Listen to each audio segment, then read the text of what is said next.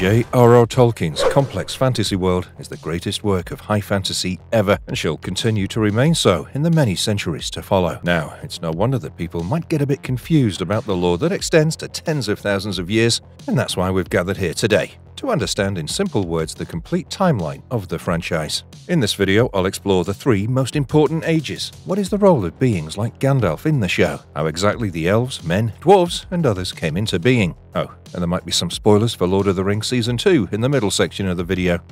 With that covered, let's begin, shall we?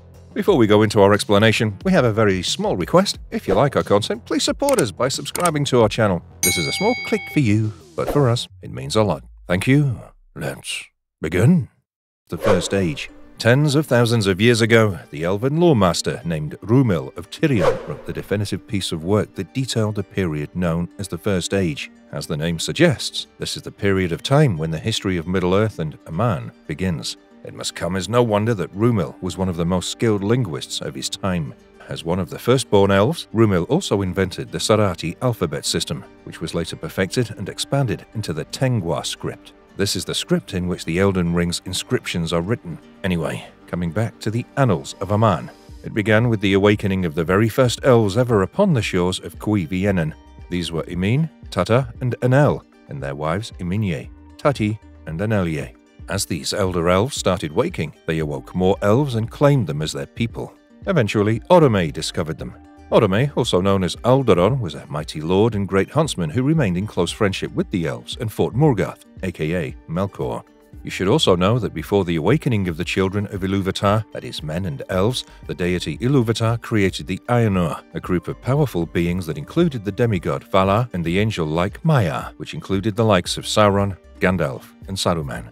One of the Valar, that is, Melkor, became jealous of his creator and started to sow the seeds of chaos and destruction. Eventually, the Valar fought and defeated Melkor and brought him to Valinor in chains. After this, the Valar invited the elves to the west after Middle-earth was freed from Melkor's evil influence.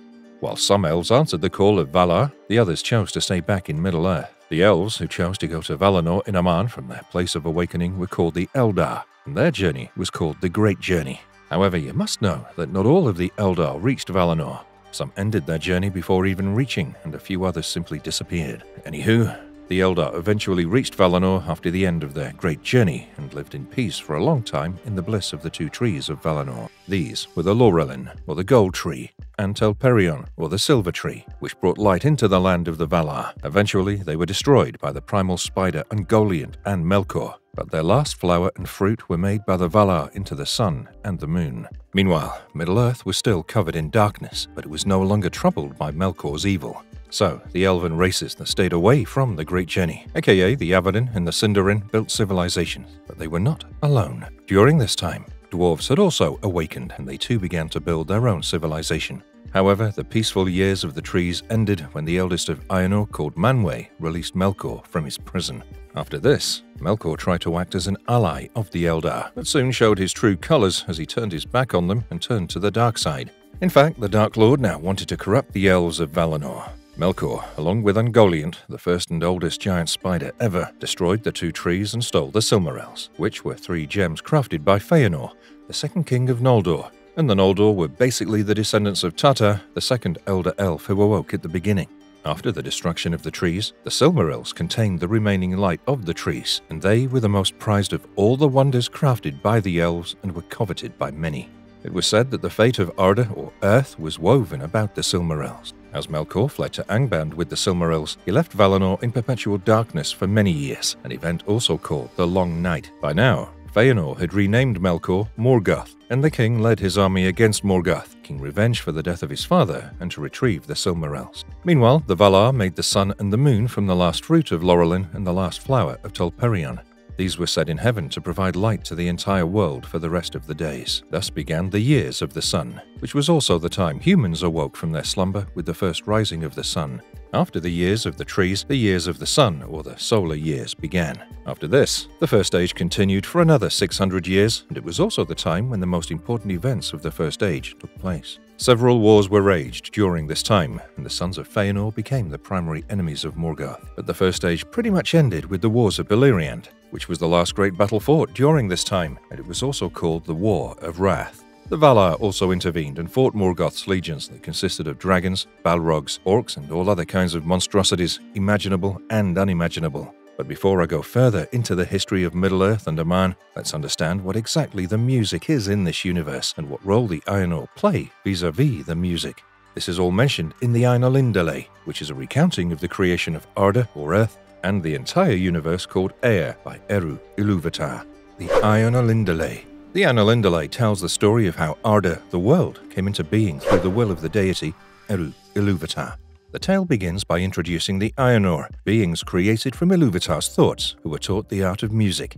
This music becomes their essence, and they spend their immortal life singing, either alone or in groups, about themes given to them by Ilúvatar. Eventually, Ilúvatar presents them with a grand vision, a collaborative symphony where they would all join together in perfect harmony to create something magnificent. Although the Ainur are reflections of Ilúvatar's thoughts, they're given the freedom to contribute to the development of this grand plan. Among the Ainur, Melkor is the most powerful. When he joins the music, his loud and vain melody disrupts the harmony, but Ilúvatar, unfazed, stands and smiles, raising his left hand to introduce a new theme. Melkor again tries to ruin the second theme, but Ilúvatar responds by rising sternly and raising his right hand to start a third. Melkor attempts to corrupt this theme as well, increasing the volume of his music, but the theme is too strong for him to overcome. Finally, Ilúvatar ends the music, reprimands Melkor, and leaves the Ainur to reflect on what has transpired. After the music, Ilúvatar brings the Ainur to witness the results of their creation, Arda, the world at the edge of the void. As they watch, the third theme of their music brings forth the children of Ilúvatar, the Elves and men. The Ainur are captivated, and many of them yearn to enter this new world and meet these beings. Though Melkor was the first of the Ainur to be named, it's Ulmo who takes the first decisive action in Arda. Despite Melkor's attempts to corrupt the world, Ulmo's waters remain pure, immune to both heat and cold. Together with Manwë, Ulmo becomes one of the main forces driving Ilúvatar's vision for Arda. Some of the Ainur choose to stay in the Timeless Halls with Ilúvatar, while others enter Arda as the Valar and Maiar. They begin to prepare the world for the arrival of the children of Ilúvatar, but Melkor is constantly working against them, driven by his desire to rule Arda. Manwë rallies the Ainur to resist Melkor, forcing him to retreat. When the Valar take on physical forms, it marks the beginning of the First War in Ea. Despite the conflict, Manwë's efforts ultimately shaped the Earth into a place where elves and men can thrive. Feanor's death and its consequences. Driven by Feanor's fiery speeches, most of the Noldor in Tirion decided to leave, spurred by a mix of anger and ambition. They traveled to Alqualondë, hoping to convince the Teleri to join them, or at least lend them ships to cross the Great Sea. But when the Teleri refused, Feanor ordered the Swan ships to be taken by force, leading to the infamous kinslaying where many Teleri were mercilessly slain. Not long after, at the northern edge of Eldamar, the Noldor encountered Mandos, who pronounced a curse on all those who had followed Feanor. At this moment, Finarfin, who had been hesitant to leave from the start, decided to turn back to Valinor with a small group of followers. With many ships already lost, there weren't enough to carry all the Noldor across to Middle-earth. Feanor and his sons seized the remaining Swan ships and burned them, leaving Fingolfin and his followers, including Galadriel, stranded. They had no choice but to cross the ice wastes of the Helcaraxë to reach Middle-earth. Meanwhile, Morgoth was making his move to conquer Doriath, the kingdom of Thingol and Melian in Middle-earth. In the first of 5 great battles, he sent out 2 massive armies of orcs, forcing Thingol and his queen, the Maya Melian, to create a magical boundary around Doriath known as the Girdle of Melian. The Falathrim, forced to retreat, took refuge in their fortified harbour towns. At the height of this conflict, Feanor and his host arrived in Middle-earth. Their combined forces alongside the Sindar crushed the orc armies in the second great battle. Dagor knew in Gileath, also called the Battle Under the Stars, but Feanor had been consumed by rage, and he pursued the fleeing orcs too far and was ambushed and killed by Balrogs. The Noldor established their kingdoms and strongholds throughout northern and central Beleriand, with each realm ruled by the descendants of Feanor, Fingolfin, and Finarfin. They created great cities, including the sprawling cavern city of Nargothrond along the river Narog, and the towering hidden fortress of Gondolin, ruled by Turgon, where those who entered were not allowed to leave. Many of the Sindar, the native elves of Beleriand, were absorbed into these Noldorin realms. At first, the relationship between the Noldor and the independent Sindar was friendly, but tensions grew over time.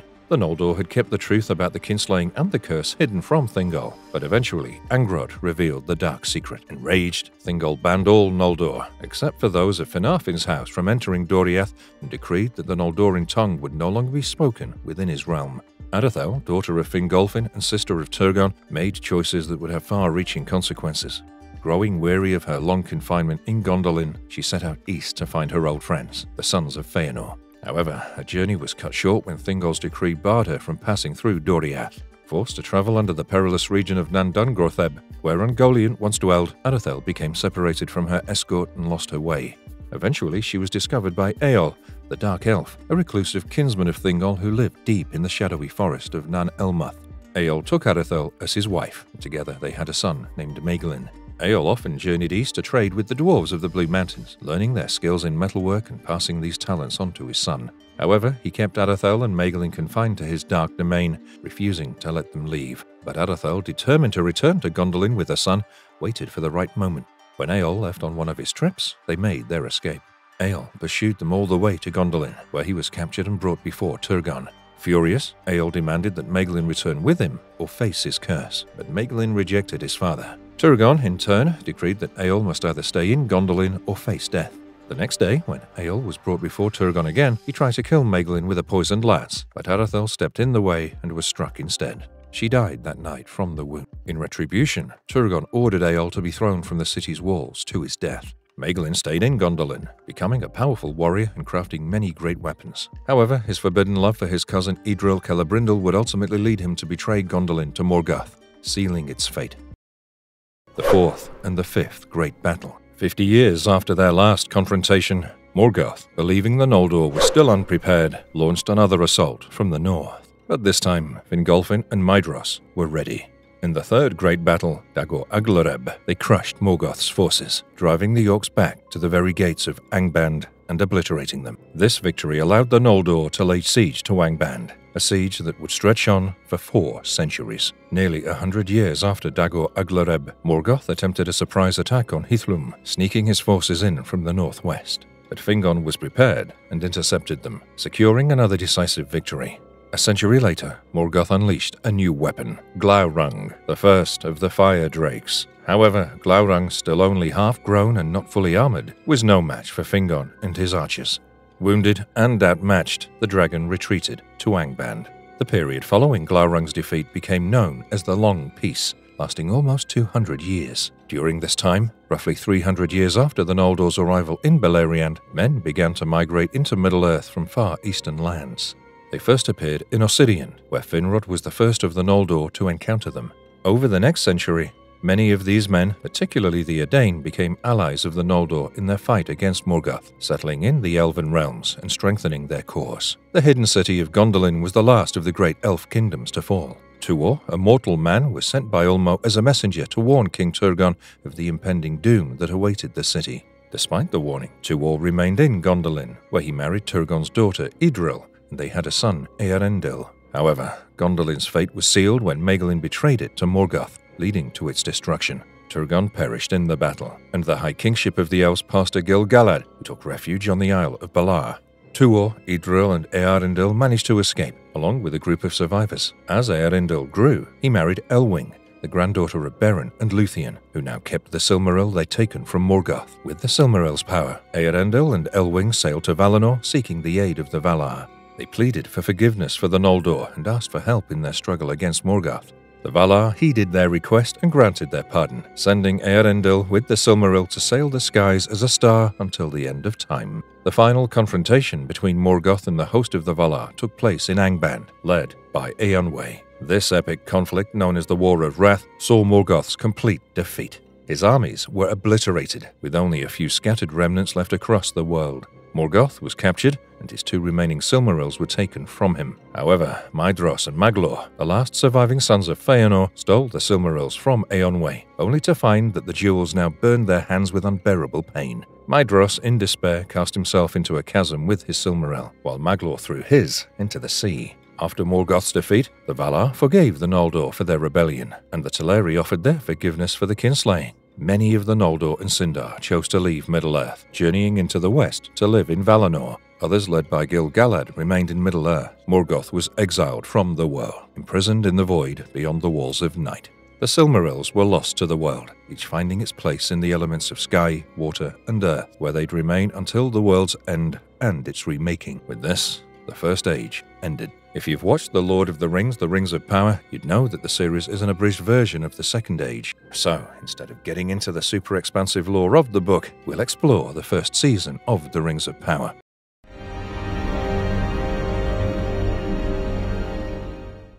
A Shadow of the Past. In Valinor, near Tirion, a young Galadriel shares a conversation with her older brother Finrod, discussing destiny and purpose. As she reflects on those early days, the older Galadriel narrates the bliss of the years of the trees, their tragic destruction by Morgoth, the Elves' war against him, and the lingering uncertainty about Sauron's survival after the War of Wrath. Among the memories of the First Age is a scene from the Dagor Bragollach in FA 456, where Finrod is seen struggling against the overwhelming forces of Morgoth's orcs, just moments before Badahir would come to his aid. Galadriel recalls Finrod's later determination to hunt down and defeat Sauron, a quest that ultimately led to his death. In his memory, Galadriel resolved to continue his mission, dedicating herself to the fight against the lingering darkness. In the second millennium of the Second Age, Galadriel leads a group of elves, including Thondir, on a daring quest to hunt down any lingering orcs and uncover signs of Sauron's presence. Their journey takes them through the treacherous wastes of Fodorwaith, where they stumble upon an abandoned stronghold.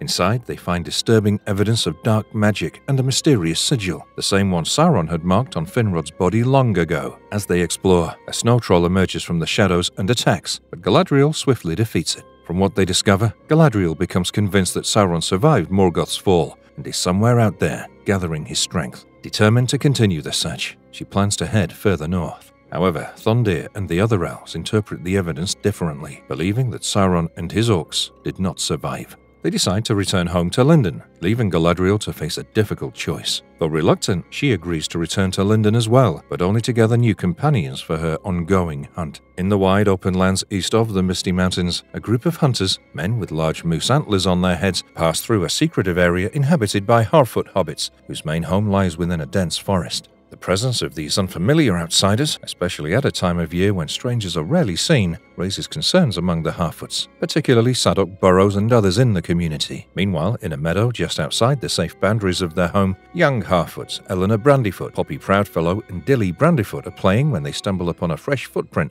belonging to a dangerous wolf. Later, Eleanor returns home, filled with excitement and curiosity about the world beyond their borders. She shares her thoughts with her father Largo and her mother Marigold.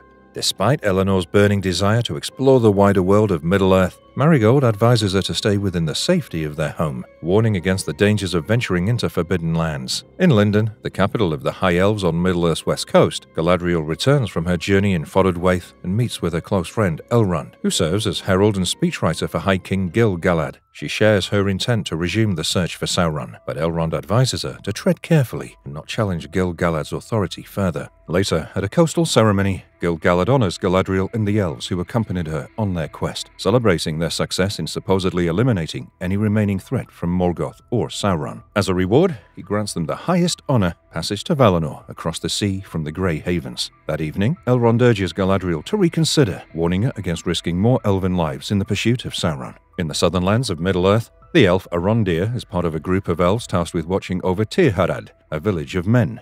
He encounters Rowan, a young man with a strong dislike for elves, in a bar run by Waldreg, and crosses paths with Bronwyn, a human healer whom he secretly admires. At the nearby elven outpost, Arondir receives word from his commander that news from Lindon suggests the threat of Sauron's return has been eliminated. As a result, the outpost is being disbanded, marking the end of Arondir's duties in Tirharad. Frustrated by the decision, he voices his concerns to his commander, Revion, who dismisses the men they've been guarding and urges Arondir to be glad they're leaving and returning to elven lands. Torn between his duty and his feelings for Bronwyn, Arondir decides to defy orders and goes to see her and her son, Theo. He tries to express his feelings, but the conversation is cut short when Treadwell arrives at the house with a sick cow, seeking Bronwyn's help. As they examine the cow, it exudes a disturbing black substance from its udders. When Treadwell mentions that the cow had wandered near the village of Hordern, Arondir immediately decides to investigate, and Bronwyn insists on joining him. Meanwhile, Theo and Rowan are searching for something hidden in Waldreg's barn.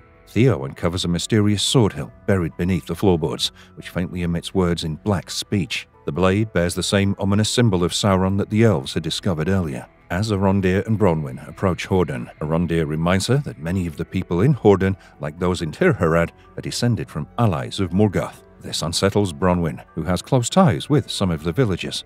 Suddenly, they hear a noise and rush to the top of a nearby hill, only to find Horden engulfed in flames. A few days after the events in Lindon, Galadriel, Thondir, and their group stand aboard a boat crossing the sea from Mithlond, ready to enter the paradise of the Undying Lands. As they near the great curtain of light marking the edge of Valinor, Galadriel begins to have second thoughts. Driven by her unrelenting desire to continue the search for Sauron, she makes a fateful decision. Just as the boat is about to pass through the curtain, she leaps overboard, forfeiting her entry into Valinor. Alone in the vast ocean, she begins to swim back toward Middle-earth. At the same moment, a meteor strikes across the skies of Middle-earth, catching the attention of Gil-galad and the other key characters of the episode. The meteor crashes near the Harfoot's home in Rovanion. Drawn by curiosity, Elenor approaches the smoldering crater and discovers a strange man lying at its center, setting the stage for an encounter that will change her life. Hello?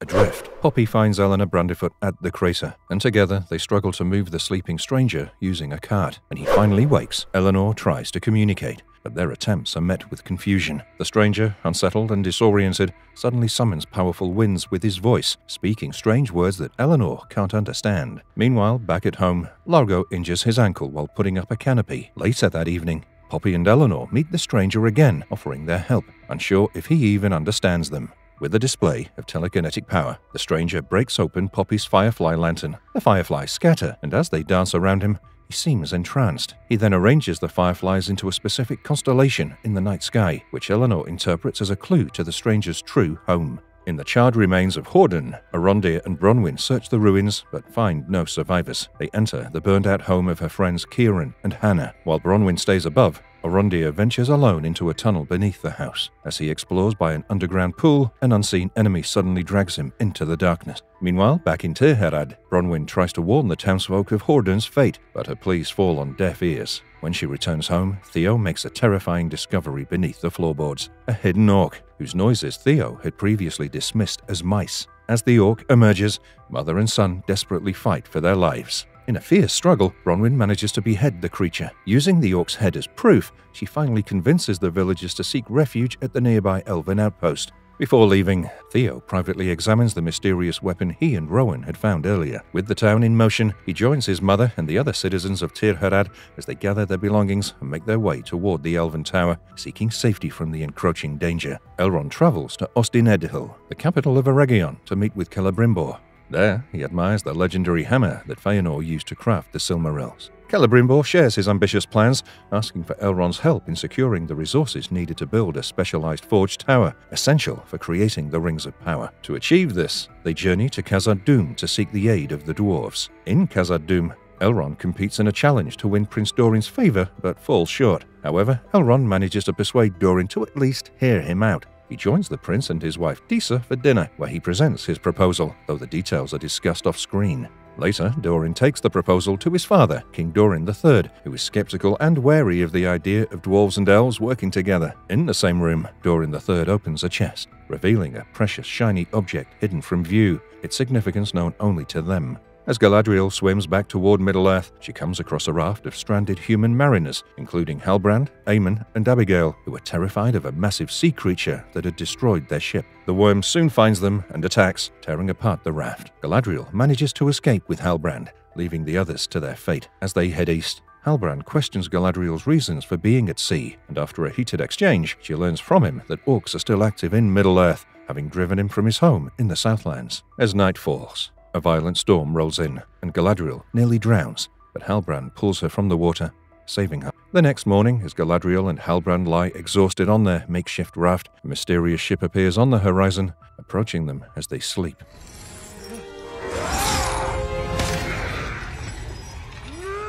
J.R.R.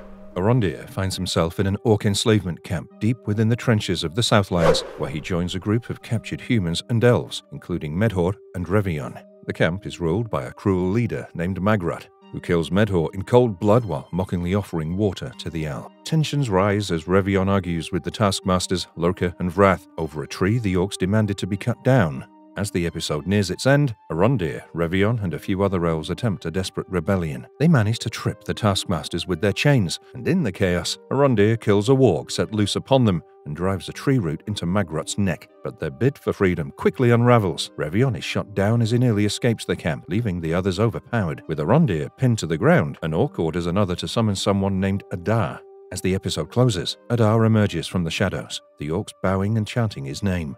His face is barely visible, leaving a sense of foreboding hanging in the air. Galadriel and Halbrand find themselves aboard a ship captained by Elendil, bound for Númenor.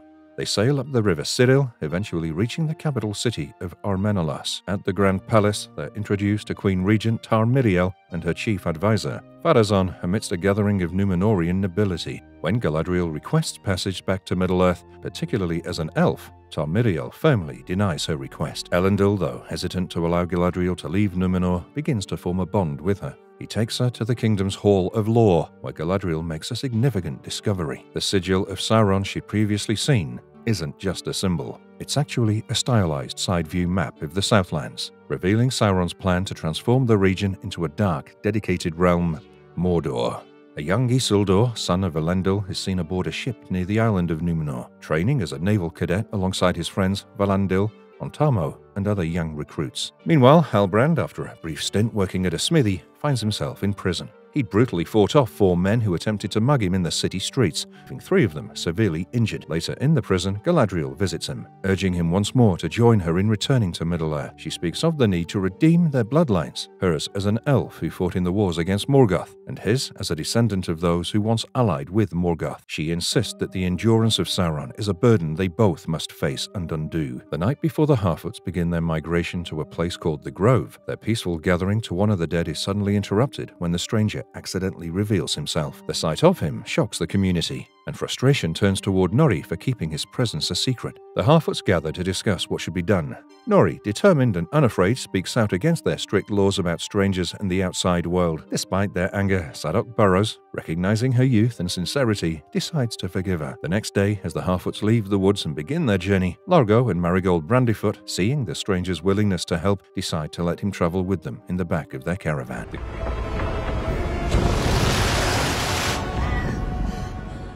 Great Wave. In Armenalos, Miriel is haunted by a dream where monstrous waves crash over the city, engulfing the entire island, a grim premonition of Númenor's eventual fall. Meanwhile, near the palace, Galadriel is arrested after confronting Miriel, challenging her disregard for the elven ways that Númenor had upheld for so long before her rule, especially when she brings up Miriel's father, Tar Palantir. For this, Galadriel is imprisoned. Tensions in Armenalos are rising, fueled by the idea of an elf like Galadriel gaining influence in Númenor. Pharazôn and his son pass through the bustling markets, where they encounter Tamar and a crowd protesting the situation. Pharazôn steps in, delivering a speech that extols the dignity and independence of Númenor's human heritage, assuring the people that a single elf poses no threat. His words ignite the crowd's confidence, and he wins their trust, promising that Númenor will remain a kingdom of men. Among the crowd is Elendil's daughter, Arianne. Out at sea, Isildur makes a critical error during a training exercise, leading to his and his friends Valandil and Ontamo being expelled from the cadet program. Later, Arianne goes on a date with Pharazôn's son, Kemen, though this happens off-screen. In prison, Halbrand convinces Galadriel to delve into Miriel's deepest fear, which Galadriel suspects is tied to her father, the king, who hasn't been seen in public for some time. Moments later, Galadriel is unexpectedly released from her cell after Miriel decides to grant her wish of returning to Middle-earth. However, instead of complying, Galadriel surprises the guards, escaping the prison on her own. She makes her way to the city palace, slipping through unnoticed, and climbs the king's tower. There, she finds the ailing Tar Palantir, bedridden and frail. Miriel soon arrives, and on finding Galadriel with her father, reveals her history with him, the reasons Númenor has strayed from the elven ways, and her chilling vision of a giant wave destroying the island. She explains that she first saw this vision in a Palantir, kept in the same room. Miriel then shows the Palantir to Galadriel, who, after witnessing the vision herself, urges Miriel to join her in confronting the possible return of Sauron in Middle-earth. Initially, Miriel refuses. The following day, as Galadriel prepares to depart from the harbor, something unexpected happens. The leaves of the sacred tree Nimloth the Fair suddenly begin to fall throughout the city. To the Númenorians, this is a powerful sign from the Valar. Moved by this omen, Miriel changes her mind and publicly declares her decision to sail to Middle-earth alongside Galadriel. Elendil steps forward to recruit Númenóreans for the journey, and among those who volunteer are Isildur, Valandil, Ontamo, and many others, eager to join the mission across the sea. In the Orc trench camp, Adar emerges from the shadows, revealing himself to be an elf. He briefly turns to the wounded Magrod, ending his suffering with a final act. Afterward, Adar speaks with Arondir, offering cryptic words about deep-seated lies within Middle-earth that need to be uncovered. When Arondir asks who he truly is, Adar leaves the question unanswered. Instead, he sends Arondir to Ostirith, where Bronwyn and the refugees from the Southlands have taken shelter. His message is clear: they must surrender their lands and swear loyalty to Adar. Meanwhile, in Tir Harad, Theo narrowly escapes death during a harrowing chase with orcs while scavenging with Rowan among the ruins. Back in Ostirith, Waldreg approaches Theo, revealing that he knew Theo had stolen the mysterious weapon from his barn. As they talk, Waldreg suddenly grabs Theo's arm, his voice taking on a sinister tone as he speaks of Sauron's imminent return. For the first time, black marks are visible on both their forearms, hinting at a dark connection between them. In Eregion, Elrond speaks with Celebrimbor about his father, Eärendil, while nearby, elves and dwarves work together to construct the forged tower that Celebrimbor had envisioned. The sight of their cooperation is a testament to the shared vision of creating something extraordinary. Later, in Khazad-dûm, Elrond visits Prince Dorin IV's home, where he chats with Disa. During their conversation, he stumbles upon Dorin's secret, unsanctioned mining of the newly discovered mithril beneath the Mirrormere, something that Dorin's father, King Dorin III, had strictly forbidden. Curious, Elrond ventures into the hidden mine and is caught by Durin. After Elrond swears to keep the secret, Dorin reveals the mithril to him, explaining its immense potential value to dwarven civilization and the significant risks involved in mining it. However, their secretive operation soon faces a crisis when an accident injures 4 dwarves, exposing the prince's forbidden activities. Deeply troubled, Dorin goes to his father to apologize. King Dorin III, understanding his son's intentions, forgives him. He also agrees to Elrond's request that Prince Dorin accompany him to Lindon, marking a new chapter in their alliance.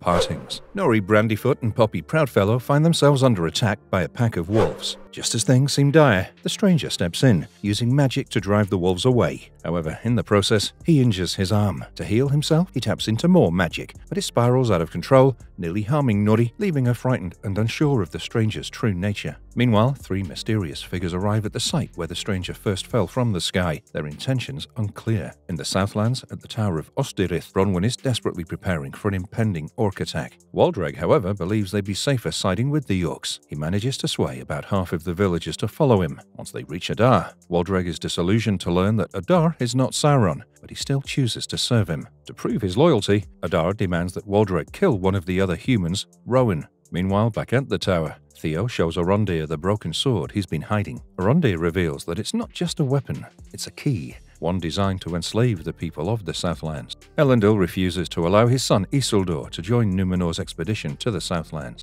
disappointing the young man. Meanwhile, Galadriel informs Queen Regent Miriel that Halbrand will be joining them to claim the throne of the Southlands. Halbrand, feeling manipulated, accuses Galadriel of using him for her own purposes and expresses his desire to stay in Númenor. In the background, Chancellor Phadazon's son Kemen tries to persuade his father to call off the expedition, but Phadazon sees an opportunity to turn the Southlands into a tributary state for Númenor. King Tar Palantir, however, warns Miriel against venturing to Middle-earth. In Lindon, High King Gil-galad confides in Elrond about the existence of mithril, a rare ore imbued with the light of a lost Silmaril. He believes this ore could counteract the fading power of the elves in Middle-earth. However, when pressed, Elrond refuses to confirm that the dwarves have found the mithril, honoring his loyalty to Prince Dorin IV. This leads to Gil-galad accusing Elrond of prioritizing the dwarves over his own people. After discussing the matter with Dorin, the prince agrees to help, and the two return to Khazad-dûm to try and convince King Dorin III to support their cause. Kemen, intent on sabotaging the expedition, sneaks aboard the ships to set them ablaze,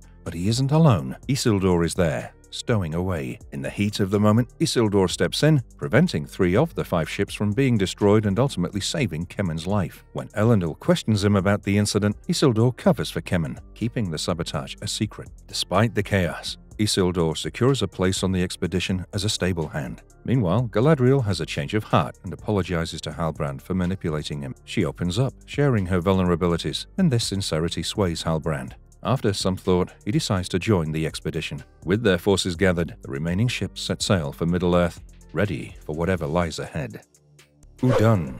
Adar leads his orc army to the Tower of Ostirith, only to find it deserted. As they search for the missing humans, Arondir springs a carefully laid trap, causing the tower to collapse, crushing many of the orcs beneath the rubble.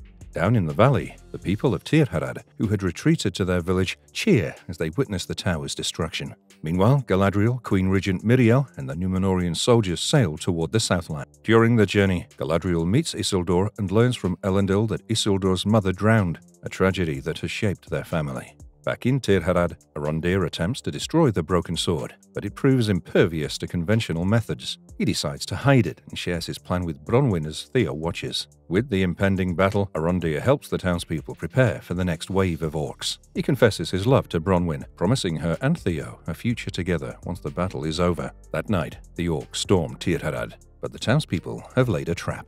They lure the orcs into the center of the village and successfully defeat them. However, their victory is bittersweet, as they soon realize that many of the foes they just killed were their own people, humans who had sided with Adar. Orc archers rain arrows down on the townsfolk, leaving many dead or wounded. Bronwyn is struck in the shoulder, and Theo, along with Arondir, hurriedly cauterizes her wound to stop the bleeding. Desperate for the broken sword, Adar demands its surrender, and while Arondir tries to negotiate, the orcs continue their merciless assault, killing more villagers. Faced with Bronwyn's life hanging in the balance, Theo reluctantly reveals the sword and hands it over to Adar. Adar, showing no mercy, orders the execution of the remaining humans. Just as all seems lost, the Númenóreans charge in on horseback, cutting down or capturing the orcs. In the chaos, Adar attempts to flee and is captured by Galadriel and Halbrand before he can escape. Galadriel interrogates Adar, uncovering the dark truth that he was once an elf, corrupted by Morgoth and transformed into one of the first orcs. Adar reveals that he's slain the second Dark Lord, Sauron, and now seeks to create a homeland for the orcs. Meanwhile, Halbrand is celebrated as the king of the Southlands, and the Númenóreans revel in their victory. However, Theo soon realizes that the broken sword is missing.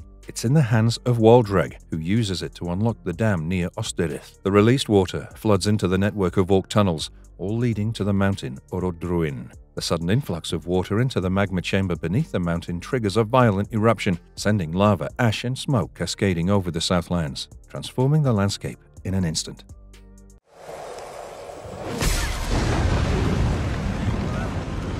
The Eye. After Orodruin erupts, transforming the Southlands into a wasteland of ash and ruin, Galadriel, Theo, and Miriel navigate the devastation, searching desperately for survivors. The once lush land is now covered in destruction.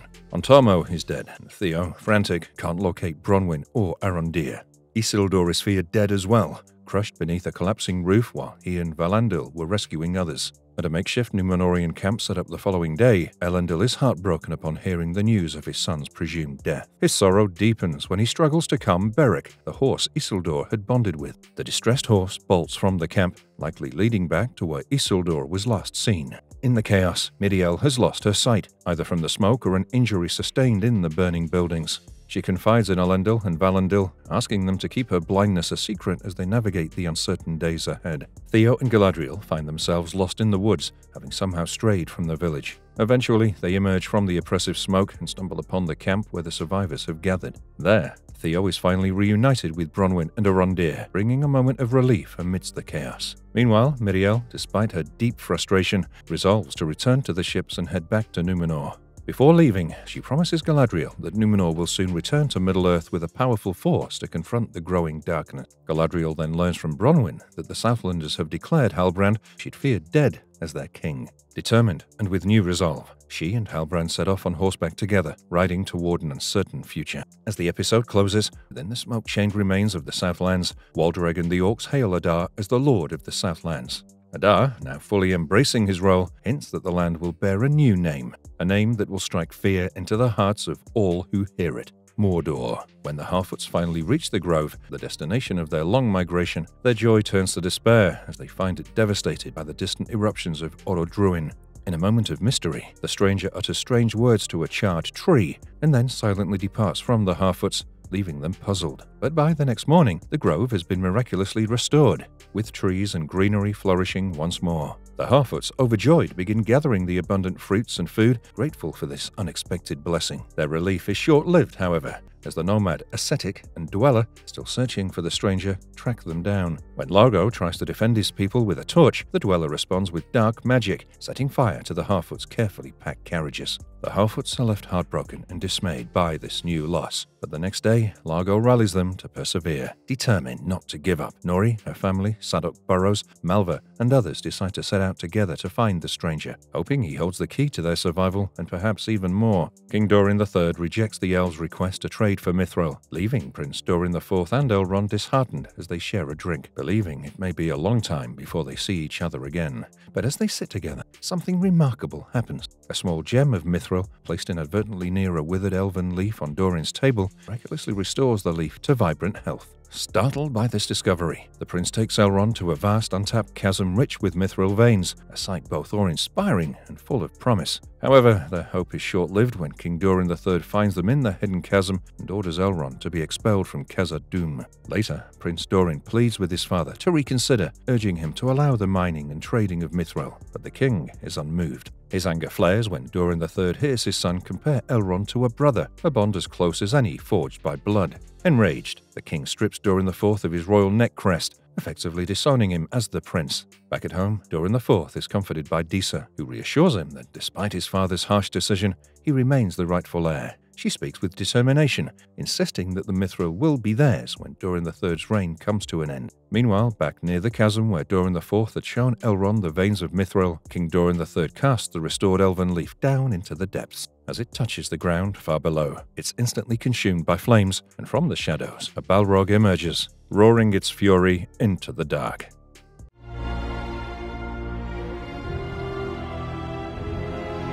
Aloyd. After leaving the Harfoots at the Grove, the stranger finds himself in a remote part of the Greenwoods. There, he encounters the mystics who have been tracking him, convinced that he's Sauron. They attempt to unlock his true identity and help him tap into his inner powers. But soon, Nori, Poppy, Sadok Burrows, and others catch up to them. A magical skirmish ensues, during which Sadok is fatally wounded by the ascetic. The mystics, realizing they've made a mistake, conclude that the stranger is likely an Istar, a wizard, not Sauron. With Nori's encouragement, the stranger takes up the magical staff that the Dweller had been wielding and uses it to destroy the mystics. As the battle ends and the sun begins to rise, Sadok passes away, his journey complete. The next day, Malva Meadowgrass steps into Sadok's role as the Harfoot's trailsman. In the morning light, the stranger confides in Nori, revealing that he is indeed a wizard. Nori, feeling the pull of adventure, decides to leave the Harfoots behind and set out on a new journey with the stranger, heading northwest into the unknown. In Armenelos, Arian is guided by the dying king to a palantir in his bedchamber. What she sees within remains a mystery. Shortly after, King Tar Palantir passes away, casting a shadow of sorrow over the kingdom.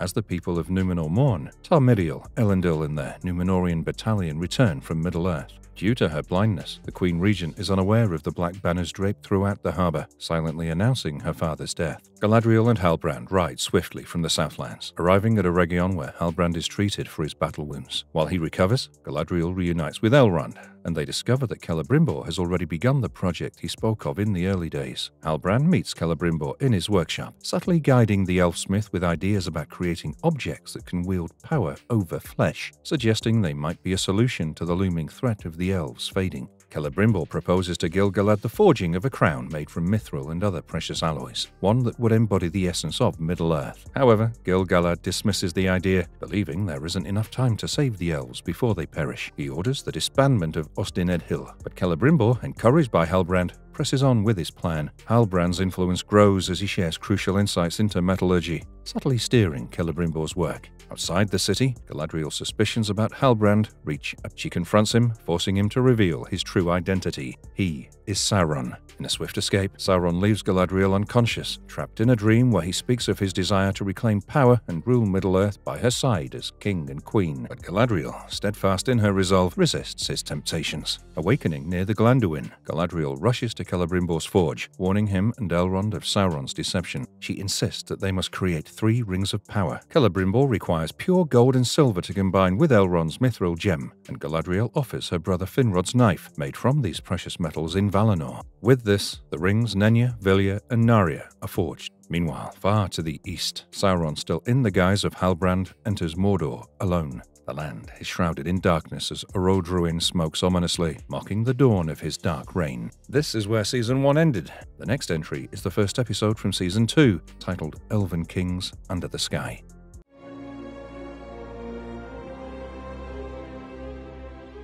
Elven Kings Under the Sky. At the dawn of the Second Age, Sauron, a sorcerer once loyal to Morgoth, steps forward as the new Dark Lord following his master's defeat.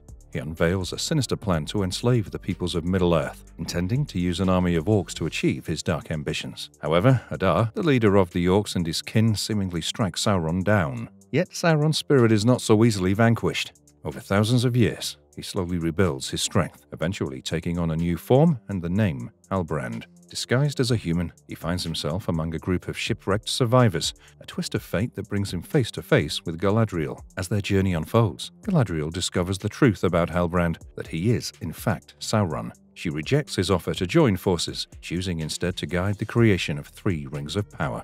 Meanwhile, Sauron heads toward Mordor, a land now claimed by Adar and the Orcs. Galadriel reveals Sauron's true identity to High King Gil-galad and Elrond, convincing the king that these rings are essential to restoring the elves' waning power in preparation for the inevitable war against Sauron. But Elrond, wary of Sauron's manipulations, grows concerned. Fearing the dark influence the rings might hold, he takes the rings and flees, determined to prevent Sauron from using them to fulfill his twisted plans. In Mordor, Sauron once again assumes the guise of Halbrand and is brought before Adar. After enduring torture at the hands of Adar's followers, he reveals that Sauron has returned, offering to journey to Eregion, the elven realm where the rings were forged, while Adar gathers his army. During this time, Waldreg, a human devoted to Adar, meets a grim fate, killed by a warg that Sauron manipulates into submission. Meanwhile, Elrond takes the rings to Círdan, the oldest and wisest of the elves in Middle-earth. Círdan agrees to cast the rings into a great chasm in the ocean, intending to rid the world of their potential danger. However, as his boat is jostled by a wave, Círdan catches a glimpse of the rings and is struck by their beauty and perfection. Entranced, he decides to keep one for himself, slipping it onto his finger. Back in Lindon, the elf capital, Gil-galad prepares to announce that the elves must abandon Middle-earth to its fate. But before he can finish, Círdan arrives, the power of the ring already coursing through him. Galadriel and Gil-galad, realizing the ring's potential, each put on one of the remaining rings. As they do, the fading strength of the elves is restored, and the looming darkness over Middle-earth seems to lift, at least for the moment. The stranger, a wizard slowly piecing together his lost memories, wanders through the wilds of Middle-earth, accompanied by Nori Brandyfoot. Their journey toward the distant land of Rhûn takes a turn when they lose their way. Fortunately, Nori's friend Poppy Proudfellow tracks them down, bringing along Harfoot maps that help them navigate the unfamiliar terrain. However, they aren't alone. Mysterious riders trail their every step, adding an ominous tension to their travels. Meanwhile, in Eregion, Gil-galad sends a messenger racing to warn Celebrimbor, the elven smith who crafted the 3 rings of Halbrand's true identity. But time is not on their side. Sauron, moving swiftly, arrives at the gates of Eregion before the warning can reach Celebrimbor, setting the stage for a dangerous confrontation. But the stars are strange. The relentless eruption of Mount Doom sends tremors across Middle-earth, triggering an earthquake in the dwarven realm of Khazad-dûm. The quake wreaks havoc on their infrastructure and causes their crops to wither. Tensions rise between King Durin III and Prince Durin IV, who remain estranged after Durin IV's decision to aid Elrond in mining for the precious mithril. Disa, Durin IV's wife, realizes that even her unique ability to sing to the mountains can't heal the land, and she desperately tries to convince the 2 Durins to reconcile. Meanwhile, Galadriel is haunted by a vision of Celebrimbor reciting a poem about the Rings of Power as he's strangled by vines she herself planted. Troubled, she warns High King Gil-galad that Sauron may have infiltrated Eregion and requests permission to go there. Gil-galad, who's also been plagued by visions since donning his Ring of Power, hesitates to send Galadriel alone, wary of her past deception by Sauron. Galadriel turns to Elrond for support, but he initially refuses, conflicted by her choice to wear one of the rings. However, Círdan steps in, persuading Elrond that it's better to guide his friends than to leave them to face danger alone. Reluctantly, Elrond agrees to lead Galadriel's company, though the decision irks her, setting the stage for a tense and uncertain journey ahead. In Karaskaya, deep within the western reaches of Rhûn, a dark wizard grows increasingly frustrated with the Dweller, one of his local acolytes who's failed to bring the stranger to him. Angered by this failure, he dispatches a group of riders with orders to capture the stranger and bring him back at any cost. Aware of the danger closing in, the stranger, along with Nori Brandyfoot and Poppy Proudfellow, decides to take a perilous route through a desert in hopes of avoiding the riders. The journey proves harsh, and they quickly run out of food and water. The stranger, weakened by dehydration, eventually collapses. In desperation, the Harfoots manage to find a well and revive him, but in doing so they unintentionally reveal their location to the pursuing riders. In a moment of clarity, the stranger discovers a staff that feels eerily familiar from his dreams. Drawing upon its power, he summons a mighty sandstorm to drive the riders away, but the power is too much for him to control. The staff disintegrates, and the storm spirals out of control, sweeping Nori and Poppy away in the chaos. Meanwhile, at the gates of Eregion, Sauron continues to masquerade as Halbrand, refusing to leave despite being unwelcome. Celebrimbor, anxiously awaiting news from Lindon, is unaware that Gil-galad's messengers have been ambushed and killed en route. Although Celebrimbor had vowed to Galadriel that he would never speak with Halbrand again, he ultimately decides to confront him personally. In their meeting, Halbrand reveals himself as Anatar, the Lord of Gift, claiming to be an emissary from the Valar sent to aid in the creation of the Rings of Power meant for dwarves and men. Swayed by his words, Celebrimbor begins to reconsider, unknowingly playing into Sauron's grand design.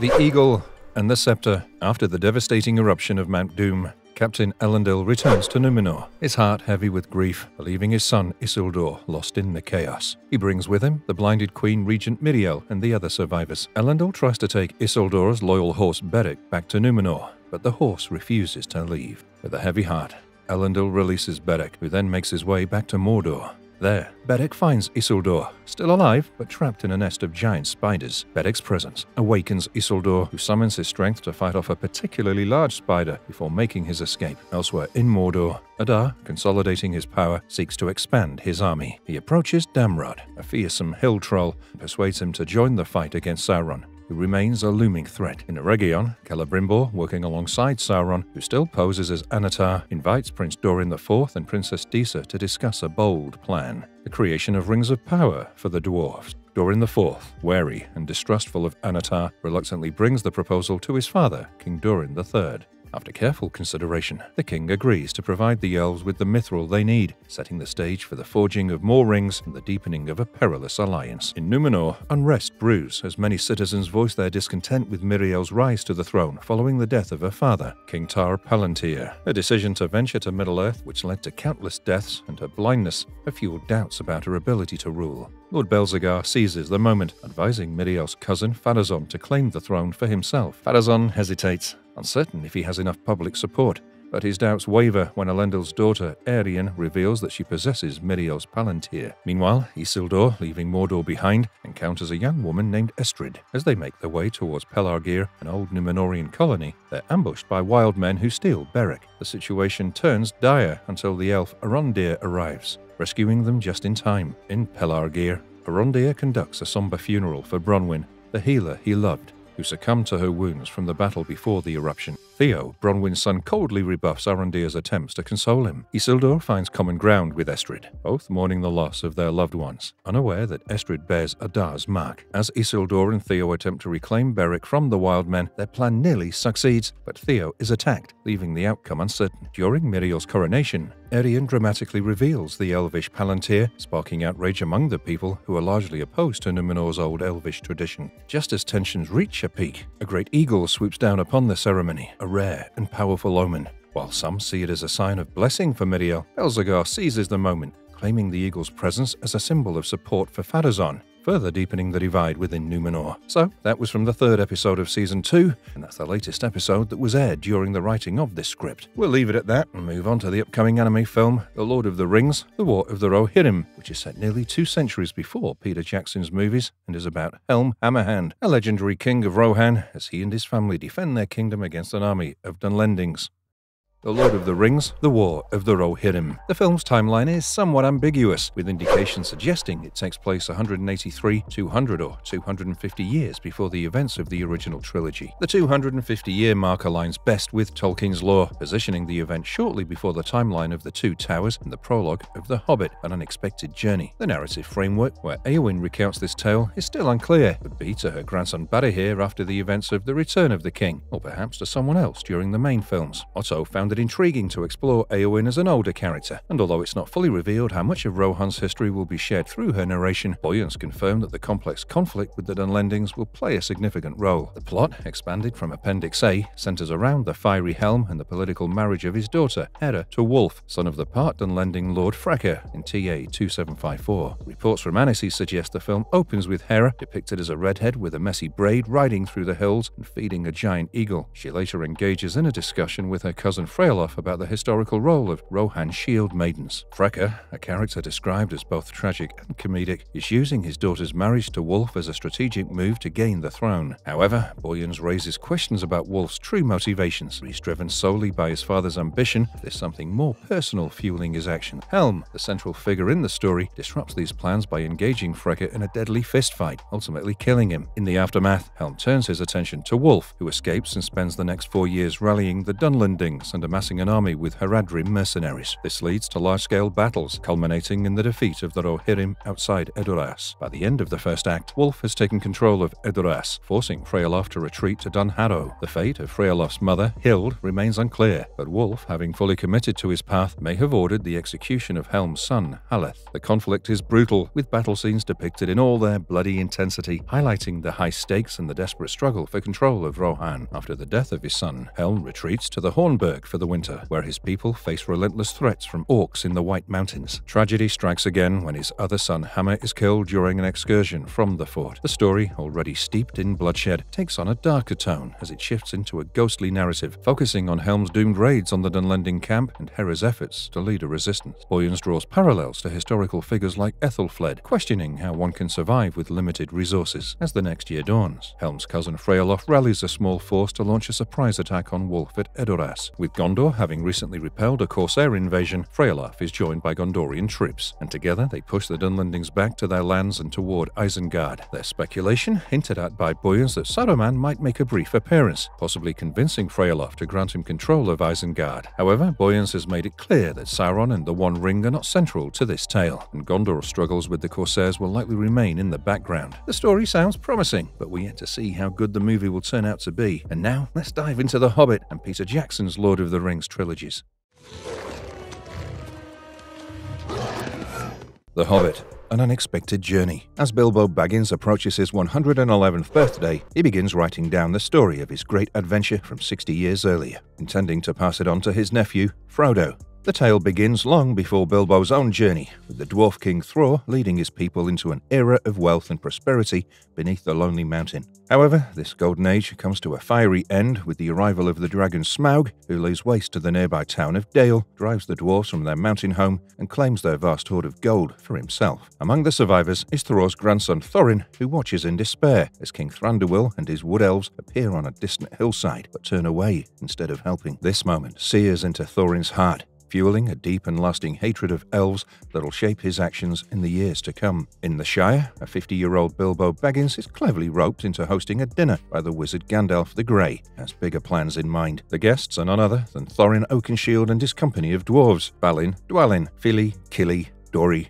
Nori, Ori, Oin, Gloin, Bifur, Bofa, and Bomber. Gandalf intends for Bilbo to join them as their burglar on a quest to reclaim the Lonely Mountain. Though reluctant at first, Bilbo has a change of heart after the dwarves leave the next day without him. He races to catch up, joining their adventure. As they journey on, the group is captured by 3 trolls. Bilbo cleverly stalls the trolls until dawn, buying time for Gandalf to expose them to sunlight, turning them to stone. The company then discovers the trolls' cave, finding treasure and elven blades. Thorin and Gandalf each claim a weapon, Orcrist and Glamdring respectively, while Gandalf gifts a smaller elven dagger to Bilbo. The wizard, Radagast the Brown, soon finds the company and shares a grim encounter he had with the necromancer at Dol Guldur, where dark magic is corrupting Greenwood. Fleeing from orcs, Gandalf leads the group to Rivendell, where Lord Elrond reveals a hidden clue on their map, showing the location of a secret door into the Lonely Mountain, visible only on Durin's Day. Gandalf then meets with the White Council, Elrond, Galadriel, and Saruman the White, presenting a Morgul blade as evidence that the necromancer is linked to the eventual return of Sauron. While Saruman dismisses the matter, focusing instead on the dwarves' quest, Gandalf secretly tells Galadriel that he'd anticipated Saruman's reaction and sent the dwarves ahead without him.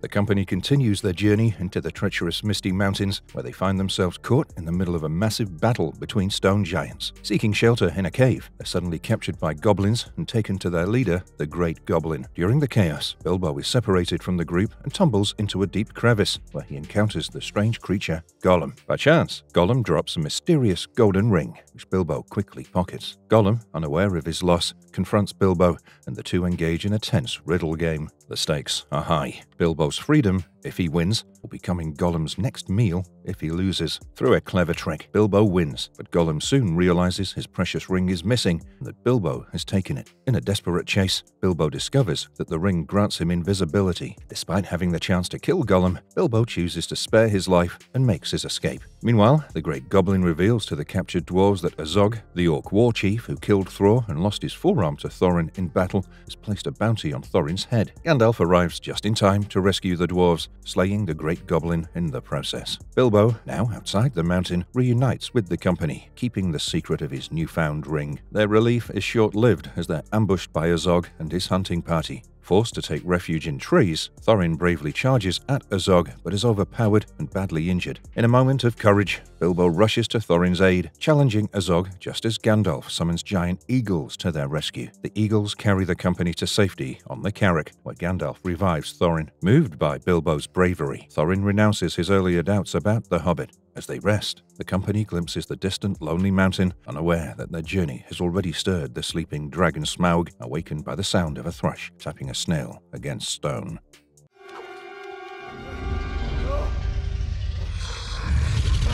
The Hobbit, Desolation of Smaug. Thorin Oakenshield and his company are relentlessly pursued by Azog and his orc party. Seeking refuge, Gandalf leads them to the home of Beorn, a mysterious skin changer who can transform into a bear. As they take shelter, Azog is called away to Dol Guldur by the necromancer, who orders him to gather his forces for an impending war. Azog leaves the hunt for Thorin to his son Bolg.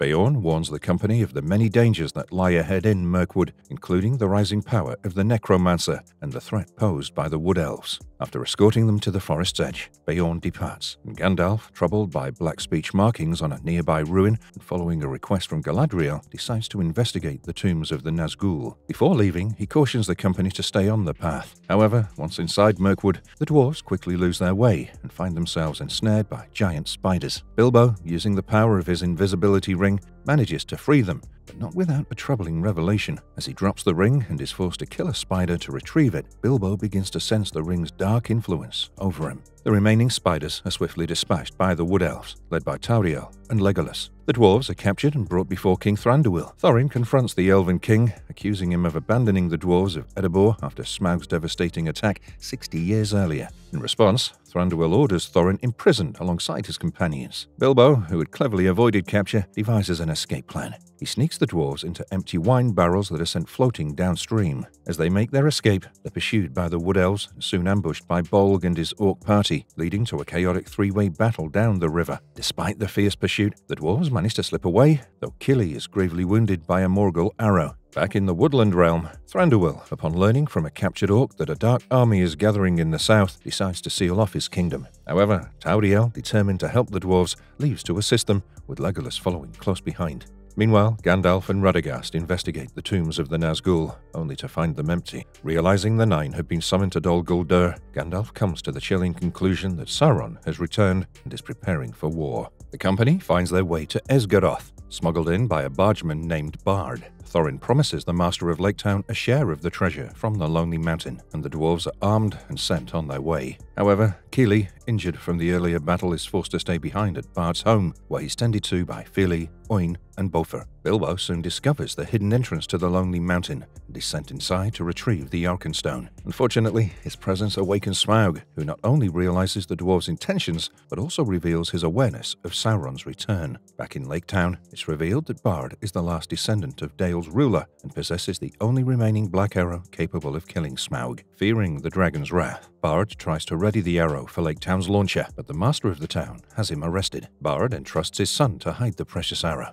As this unfolds, Bolg and his orcs infiltrate the town and attack the dwarves left behind, but Tauriel and Legolas arrive just in time to fend off the attackers. Meanwhile, Gandalf ventures alone into Dol Guldur, sending Radagast to warn Galadriel of the threat they've uncovered. Gandalf finds and rescues Thrain, only for them to be ambushed by Azog. The necromancer overpowers Gandalf, revealing himself as Sauron. Defeated, Gandalf watches in despair as Azog leads an orc army toward the Lonely Mountain. Inside the mountain, Bilbo and the dwarves attempt a desperate plan to trap Smaug. They ignite the mountain's forge using the dragon's own flames and create a massive golden statue, hoping to bury Smaug in molten gold. Though the plan seems to succeed at first, Smaug emerges enraged, covered in gold, bursts out of the mountain, flying toward Lake Town with destruction in his wake. Bilbo can only watch in despair as the dragon sets off on his deadly mission.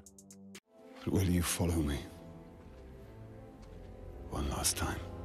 The Hobbit, the Battle of the Five Armies. From the heights of the Lonely Mountain, Bilbo and the dwarves watch in horror as Smaug unleashes his fury on Lake Town, setting the town ablaze. Amid the chaos, Bard manages to break free from his prison and with remarkable skill, brings down the dragon with a well-aimed shot from the Black Arrow. As Smaug's massive body falls, it crushes the master of Lake Town and his cronies who were attempting to flee with the town's gold. With Smaug defeated, Bard steps up as the new leader of Lake Town and leads the surviving townsfolk to the ruins of Dale for refuge. Back in the mountain, Thorin, now in possession of the vast treasure, becomes increasingly obsessed with finding the Arkenstone. Unbeknownst to him, Bilbo has already found it and secretly keeps it hidden. When news reaches Thorin that the survivors from Lake Town have fled to Dale, he orders the entrance to the Lonely Mountain to be sealed, determined to protect the treasure within. Meanwhile, Galadriel, Elrond, and Saruman arrive at Dol Guldur to rescue Gandalf. After freeing him and sending him to safety with Radagast, they engage in a fierce battle against the Nazgul. The three powerful elves manage to defeat the spectral foes and then confront the formless Sauron. Galadriel, using her immense power, banishes Sauron and his forces, driving them to the east. As these events unfold, Azog continues his march on Erebor with his massive orc army. He sends his son Bolg to Mount Gundabad to rally a second wave of troops. Legolas and Tauriel, witnessing this ominous gathering of forces, see that Bolg's army is bolstered by fearsome orc berserkers and giant bats, signaling the dark storm that is about to descend on the Lonely Mountain. Thranduil and his elf army arrive in Dale, intent on reclaiming a treasure once denied them by the dwarf king Thror. Bard approaches Thorin, reminding him of the gold promised to the people of Lake Town. But Thorin, consumed by greed, refuses to honor the agreement. As tensions rise, Gandalf arrives in Dale, warning Bard and Thranduil of the impending threat posed by Azog's army. However, Thranduil dismisses Gandalf's concerns, confident in his own plans. In a desperate attempt to prevent war, Bilbo secretly sneaks the Arkenstone out of Erebor and gives it to Thranduil and Bard, hoping they can use it to negotiate with Thorin. But when they present the proposal, Thorin's greed blinds him, and he angrily rejects their offer. Bilbo, frustrated by Thorin's stubbornness, confronts him, urging him to see reason. Thorin, enraged, nearly kills Bilbo, but is stopped just in time by Gandalf. The situation becomes even more dire when Thorin's cousin Dain arrives with a dwarf army, sparking a fierce battle between the dwarves and the forces of elves and men. However, the battle takes a sudden turn when Azog's orc army arrives. Realizing the greater threat, the armies of Dain, Thranduil, Bard, along with Gandalf and Bilbo, unite against the orcs. As the battle rages, the orcs open a second front by attacking Dale, forcing Bard to pull his forces back to defend the city, setting the stage for an epic struggle to protect the people and lands they hold dear. Inside Erebor, Thorin is tormented by visions of being consumed by the gold he so desperately sought. Eventually, he breaks free from the madness, realizing the depth of his greed and selfishness. With clarity restored, Thorin leads his company into the battle raging outside. Alongside Dwalin, Fili, and Kili, he heads to Ravenhill, determined to confront and kill Azog.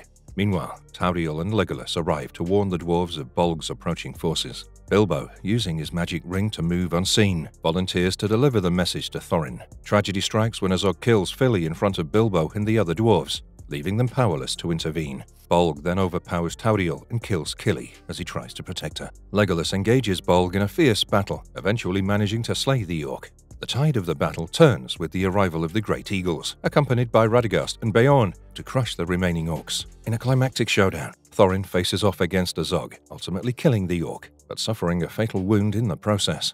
As Thorin lies dying, he makes peace with Bilbo, who mourns the loss of his friend. Tauriel grieves over Kili, and Thranduil advises Legolas to seek out a ranger in the north known as Strider. With the battle over, Thorin's company begins to resettle in Erebor. Bilbo, having fulfilled his role in the adventure, bids farewell to the dwarves and sets off for the Shire with Gandalf. On the outskirts of the Shire, Gandalf hints that he knows about Bilbo's magic ring and cautions him about its power. Bilbo, however, claims to have lost it. Upon returning to Bag End, Bilbo's shocked to find his belongings being auctioned off, as he was presumed dead. He halts the sale and begins to put his home back in order, secretly revealing that he still possesses the ring. 60 years later, on the eve of his 111th birthday, Bilbo receives an unexpected visit from Gandalf, setting the stage for another great adventure. The Lord of the Rings, Fellowship of the Rings. In the Second Age of Middle-earth, powerful rings are gifted to the lords of elves, dwarves, and men. However, the Dark Lord Sauron secretly forges the One Ring in Mount Doom, imbuing it with a large part of his power to control the other rings and conquer Middle-earth. A final alliance of men and elves confronts Sauron in Mordor, where Isildur of Gondor cuts the ring from Sauron's hand, weakening him and reducing him to spirit form. This victory marks the beginning of the Third Age, but the ring's dark influence soon corrupts Isildur, who claims it for himself. His greed leads to his death at the hands of orcs, and the ring is lost in a river for 2,500 years until it's discovered by Gollum, who holds onto it for over 4.5 centuries. Eventually, the ring abandons Gollum and is found by a hobbit named Bilbo Baggins, unaware of its dark history. 60 years later, Bilbo celebrates his 111th birthday in the Shire, where he reunites with his old friend, the wizard Gandalf the Grey. Ready for one last adventure, Bilbo leaves his belongings, including the ring, to his nephew Frodo. Gandalf soon realizes the true nature of the ring and learns that Gollum, captured and tortured by Sauron's orcs, revealed the words Shire and Baggins during his interrogation. Realizing the danger, Gandalf urgently warns Frodo to leave the Shire. As Frodo sets out with his loyal friend Samwise Gamgee, Gandalf heads to Isengard to seek counsel from the wizard Saruman, only to discover that Saruman has betrayed them and allied with Sauron. Meanwhile, Sauron has sent his fearsome Nazgul to hunt down Frodo and reclaim the ring. Frodo and Sam are soon joined by their fellow hobbits Merry and Pippin as they evade the relentless pursuit of the Nazgul. They eventually arrive in Bree and to meet Gandalf at the Inn of the Prancing Pony. However, Gandalf is missing, having been captured by Saruman. In his place, the hobbits encounter a mysterious ranger named Strider, who pledges to guide them safely to Rivendell. But their journey is fraught with danger, and they're ambushed by the Nazgul on Weathertop. During the attack, the Witch King wounds Frodo with a Morgul blade, putting his life in grave danger. Help arrives in the form of Arwen, an elf and Strider's beloved. She finds the group and rushes to save Frodo, summoning a powerful flood to sweep away the Nazgul. Arwen then races to Rivendell, where Frodo is healed by the elf. There, Frodo is reunited with Gandalf, who managed to escape Saruman's clutches with the help of a great eagle. That evening, Strider and Arwen reaffirm their love for each other under the stars. With the gravity of Saruman's betrayal and the growing threat from both Sauron and Saruman clear, Lord Elrond decides that the ring cannot remain in Rivendell. He convenes a council of elves, men, and dwarves, who determine that the only way to defeat Sauron is to destroy the ring in the fires of Mount Doom. Frodo bravely volunteers for the perilous mission, and a fellowship is formed to aid him. Alongside Gandalf, Sam, Merry, and Pippin, the group includes Legolas the elf, Gimli the dwarf, Boromir of Gondor, and Strider, who's revealed to be Aragorn, the heir to Gondor's throne. Before setting out, Frodo receives a few gifts from Bilbo, who's now living in Rivendell: the sword, Sting, and the chainmail shirt made of mithril, both of which will prove invaluable in the challenges to come. The Fellowship of the Ring initially plans to pass through the Gap of Rohan, quickly realizes Saruman's spies are watching the area. Instead, they attempt to cross the treacherous mountain pass of Caradhras. However, Saruman uses his dark powers to summon a brutal storm, forcing the group to seek an alternate route. They're left with no choice but to enter the dark and dangerous mines of Moria. As they enter, a tentacle creature in the water attacks and seals off the entrance, trapping the Fellowship inside with only one way out, through the far side of the mines. Within Moria, the group is horrified to discover that the dwarves who once lived there have been slain. Their journey through the mines turns deadly when they're ambushed by orcs and a massive cave troll. The Fellowship manages to fend off the attackers, but a far greater threat looms ahead: Doran's Bane, a fearsome Balrog that dwells deep within the mines. As the Fellowship flees, Gandalf makes a stand against the Balrog,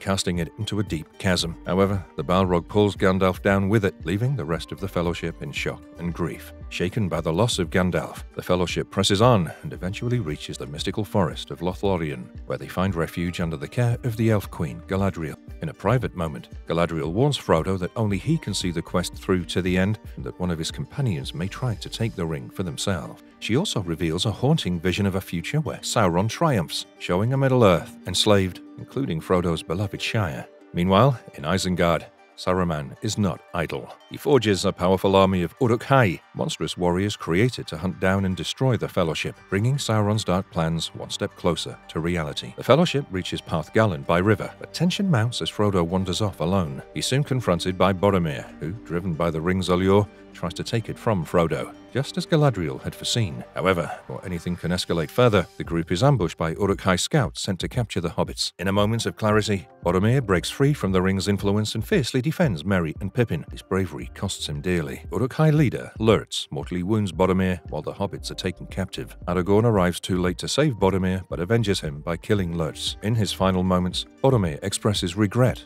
and Aragorn promises to aid Gondor in the fight against Sauron. Meanwhile, Frodo, fearful of the ring's growing power over his friends, decides to continue his journey to Mordor alone. However, Sam refuses to let Frodo go without him, reminding Frodo of his promise to Gandalf to stay by his side. As Aragorn, Legolas, and Gimli set out on a mission to rescue Merry and Pippin from their captors, Frodo and Sam begin their perilous journey down the rugged pass of Emyn Muil, determined to see the ring destroyed and bring an end to Sauron's dark reign.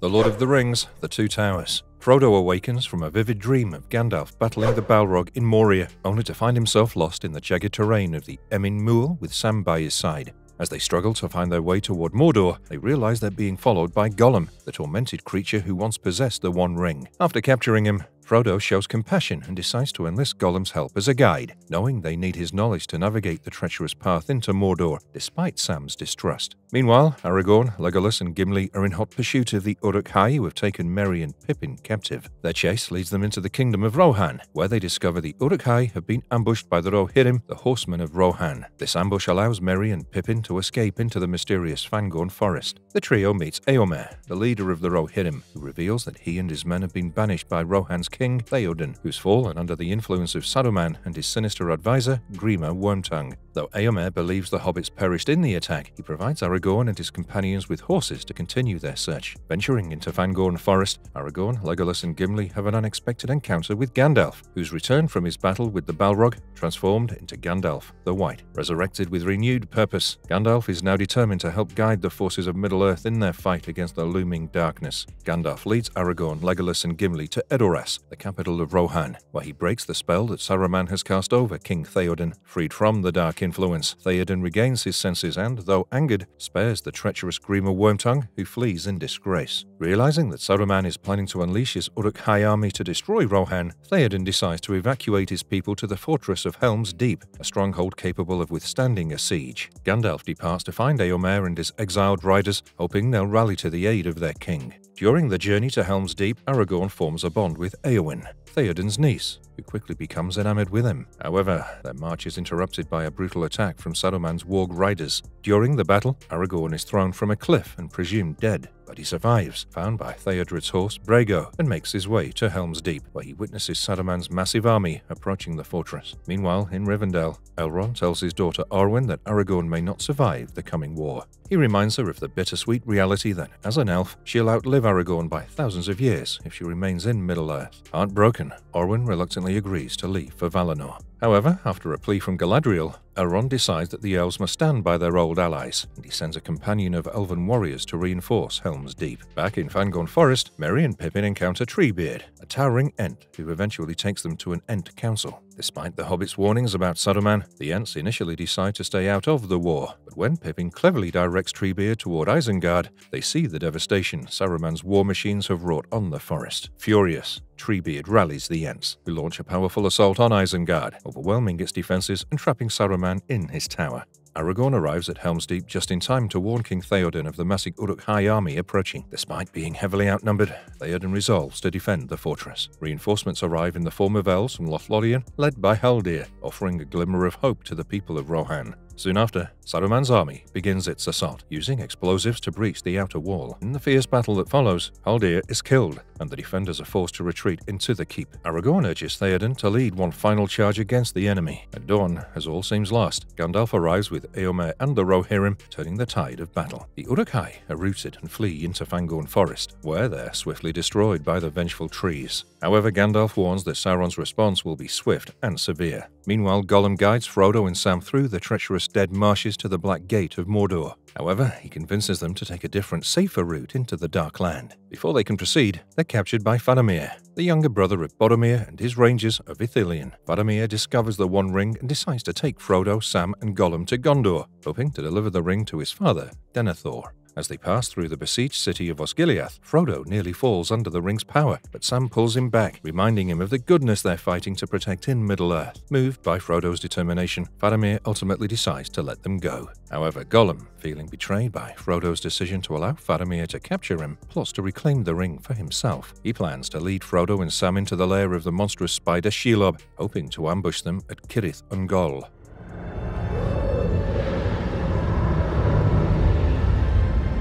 Lord of the Rings: The Return of the King. Smeagol, a hobbit, is out fishing with his cousin Deagle when they stumble upon the One Ring in the river. The ring immediately takes hold of Smeagol's mind, driving him to murder his cousin to claim it for himself. As the ring's dark influence corrupts him, Smeagol physically and mentally deteriorates, eventually retreating into the Misty Mountains, where he becomes the twisted creature known as Gollum. Centuries later, during the War of the Ring, Gandalf leads Aragorn, Legolas, Gimli, and King Theoden of Rohan to Isengard, where they reunite with Merry and Pippin. After retrieving Saruman's Palantir, the group returns to Edoras to celebrate their victory at Helm's Deep. However, curiosity gets the better of Pippin, who looks into the Palantir and has a terrifying vision of Sauron and a burning tree. Gandalf realizes that Sauron plans to attack Minas Tirith, the capital of Gondor. Wasting no time, Gandalf takes Pippin and rides to Minas Tirith to warn Gondor's steward Denethor. Once there, Pippin pledges his service to Denethor, honoring the memory of Boromir, who had saved his life. Under Gandalf's guidance, Pippin lights the beacons that call for Rohan's aid as the shadow of war looms over Gondor. Frodo, still burdened with the ring, continues his perilous journey to Mordor with Sam, unaware that their guide Gollum is plotting to betray them and reclaim the ring for himself. Along the way, they witness the Witch King of Angmar, the leader of the Nazgul, marching toward Gondor with a massive army of orcs. Gollum cunningly sows discord by accusing Sam of stealing food and coveting the ring. Falling under the ring's corrupting influence, Frodo believes the lies and sends Sam away. As King Theoden gathers his forces for the impending battle, Elrond delivers grave news to Aragorn. Arwen, who was chosen to stay in Middle-earth, is fading. Elrond gives Aragorn the reforged sword Andúril, urging him to embrace his destiny as the rightful king of Gondor. With Legolas and Gimli by his side, Aragorn ventures through the paths of the dead, seeking the aid of cursed spirits, promising them freedom in exchange for their help in the fight against Sauron. Meanwhile, Gollum's deceit drives a wedge between Frodo and Sam, leading Frodo into the deadly lair of Shelob, a monstrous spider. After a tense struggle, Frodo narrowly escapes Gollum's clutches, but Shelob ambushes him, paralyzing and binding him in her web. Sam, who had been sent away, returns just in time to fend off Shelob, and believing Frodo to be dead, takes the ring to continue the quest alone. However, when he realizes Frodo is still alive but captured by orcs, Sam heroically rescues him, and together they press on toward Mount Doom, now deep within Mordor. In the meantime, Faramir, attempting to defend Minas Tirith, is gravely wounded in a failed charge against the Witch King, believing his son to be dead. Denethor, the steward of Gondor, succumbs to madness. Gandalf rallies the city's defenders, but the Orc army breaches the walls. In his despair, Denethor tries to burn himself and the unconscious Faramir alive, but Pippin, with Gandalf's help, saves Faramir. Denethor, engulfed in flames, throws himself from the city's heights, ending his life in a tragic blaze. Theoden leads his army into battle against the Orcs, initially gaining the upper hand. However, the tide turns when the Haradrim arrive with their massive Oliphant war beasts, and the Witch King of Angmar strikes Theoden down. In a fierce and emotional confrontation, Éowyn, with Merry's help, defies prophecy by slaying the Witch King, but she's left grieving as Theoden dies in her arms. Aragorn then arrives with the army of the dead, who sweep through Sauron's forces, securing victory. With their oath fulfilled, the spirits are finally released from their curse. Knowing that Frodo and Sam are close to completing their mission, Aragorn decides to lead a bold march on Mordor and to draw Sauron's gaze away from the hobbits. This diversion works, allowing Frodo and Sam to reach Mount Doom, though Frodo, now weakened and consumed by the ring's power, claims it for himself. At the last moment, Gollum, who survived his earlier encounter, attacks Frodo and bites off his finger to reclaim the ring. In the ensuing struggle, both fall over the edge. But while Gollum plunges into the lava below, taking the ring with him, Sam manages to pull Frodo to safety. The destruction of the ring finally vanquishes Sauron, causing Mordor to collapse, the remaining forces of darkness to be obliterated. Frodo and Sam narrowly escape as Mount Doom erupts around them. Gandalf, riding on the backs of great eagles, rescues the hobbits, and they're joyfully reunited with the surviving members of the Fellowship in Minas Tirith. Aragorn is crowned King of Gondor and marries Arwen, with all bowing in respect to the hobbits who played such a crucial role in saving Middle-earth. The hobbits return to the Shire, where Sam marries Rosie Cotton and begins a peaceful life. 4 years later, Frodo, still haunted by the wounds and traumas of his journey, decides to leave Middle-earth for the Undying Lands, accompanied by Bilbo, Gandalf, and the Elves. Before departing, he entrusts the Red Book of Westmarch chronicling their adventures to Sam, As Frodo sails away, Sam returns to the Shire, where he's warmly welcomed by Rosie and their children, ready to live out the rest of his days. Peace. So that was all in this video. Stay tuned with us because we have tons of Lord of the Rings content lined up for the next few weeks. And if you liked our content, don't forget to leave a like and subscribe to us if you haven't already. Have a good one and be safe. Thanks everyone.